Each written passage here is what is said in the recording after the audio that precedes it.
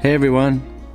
Today I'm going to show you how to pressure install a Cumbor baby gate. Cumbor makes 1, 2, 3, 4, 5 different baby gates. You got your reinforcement slot if you want to add extensions, 4 tension bolts, 4 wall cups, and this key. There's the gate. Let's get to it. Okay, now I'll show you how to install your gate. You may be concerned about this gap, but don't worry, the gate is designed a bit like a spring to add strength when it pushes between your door frame. Please pay attention to this warning. It's tied together to make it easier to install.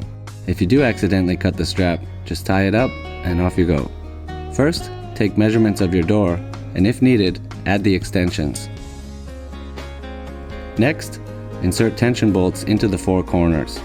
Stick the foam pads to the wall cups and put the cups on the tension bolts. Place the gate. Rotate the tension bolts to increase the pressure.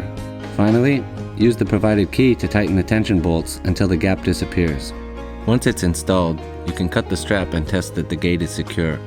This gate opens both ways. At 90 degrees, it will stay open, and less than 90 degrees, it will auto-close behind you.